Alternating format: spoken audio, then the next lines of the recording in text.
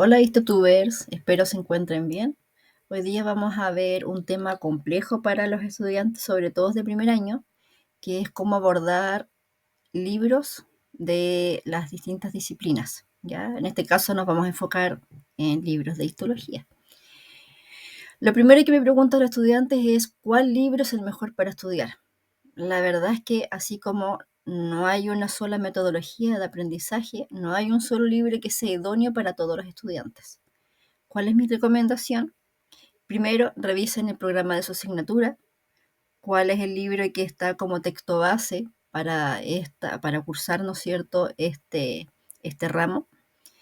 Y luego pueden consultar con su docente.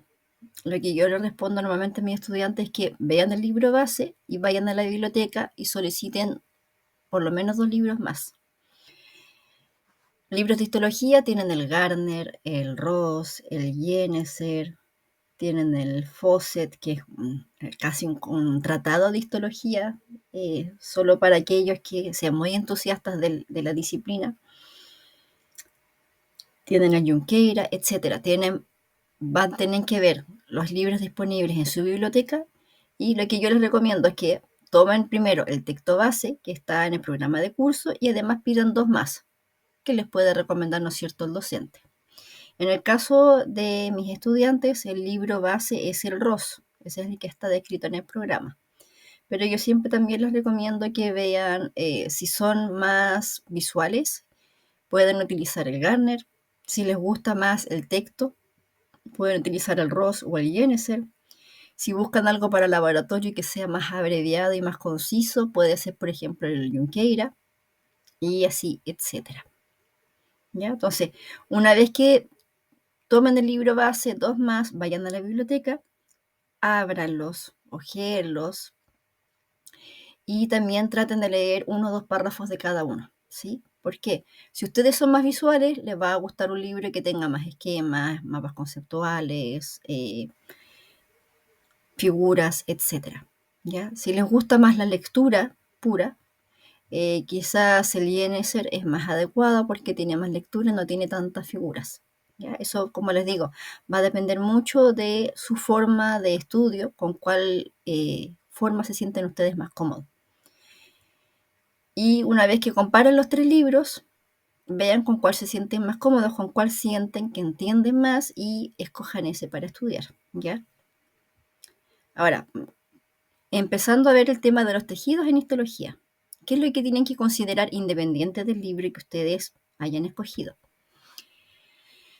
Para estudiar los 4 tejidos básicos, estos son 5 elementos, ¿no es cierto?, que tienen que tener claro a la hora de estudiar, qué es lo importante a la hora de estudiar.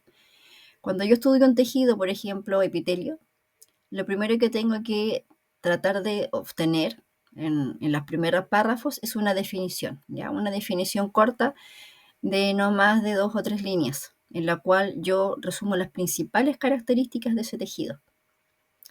Luego puedo enfocarme en las características propias de ese tejido, de qué capa embrionaria deriva, qué características morfológicas tienen sus células, si tiene o no tiene matriz extracelular, ¿ya? Hay varias características que son relevantes.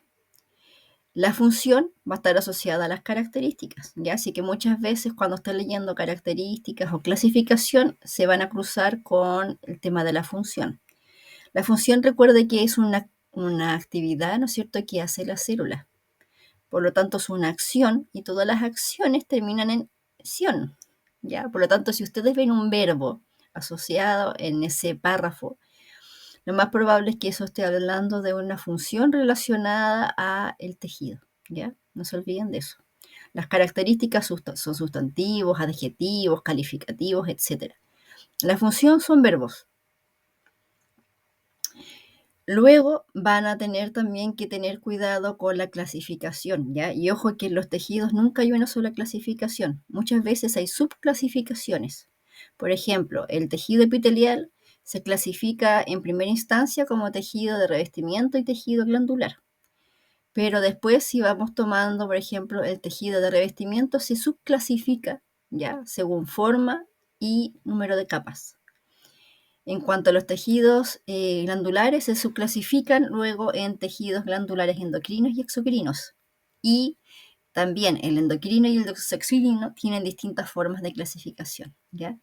Entonces, cuando tengan un tejido, no piensen que va a haber una sola clasificación, hay varias, ¿ya? Entonces, ahí tienen que usar memoria, memotecnia, distintas estrategias para poder memorizar esos nombres. Aquí, lamentablemente, es como anatomía, recuerden que esto es microanatomía, tienen que usar mucho la memoria, ¿ya? Así que si tienen un buen dato de una memotecnia, alguna cosa así, no se olviden de usarlo.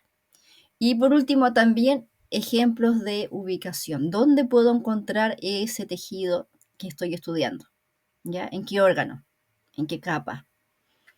Es importante que generalmente lo que es función, clasificación y ubicación van enlazaditos de la mano, porque cada vez que ven la clasificación de un tejido, esa clasificación se asocia a una función específica dentro de las funciones generales del tejido y les van a dar el ejemplo, ¿no es cierto?, de dónde se puede encontrar ese tipo específico de tejido, ¿ya?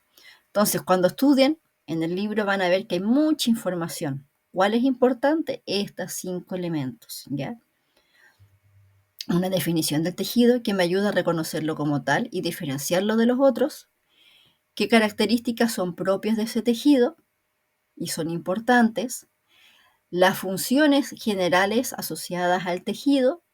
Y luego cuando vamos viendo la clasificación, también ir viendo dentro de esa clasificación más específica o subclasificación, ir viendo qué funciones están directamente asociadas a qué tipo de tejido en particular, ¿ya? Y obviamente junto con eso, la ubicación.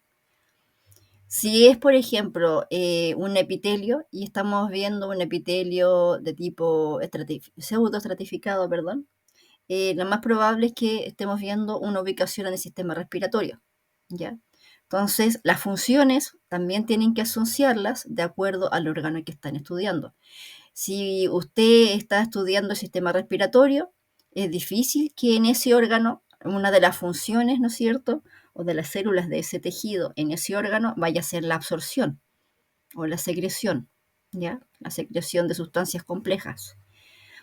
Entonces también es importante ir relacionando lo que sabemos de anatomía, de biología celular con la histología, ¿ya? Para que al asociarse hace más fácil la comprensión y la asimilación de los contenidos. ¿Ya? Y esto es lo que tienen que tener claro. Después, en otro video, vamos a revisar lo que son un libro, ¿no es cierto? Ver cómo abordar los libros, qué información es relevante y qué información podemos saltarnos. ¿Ya? Pero por ahora los dejo con esto.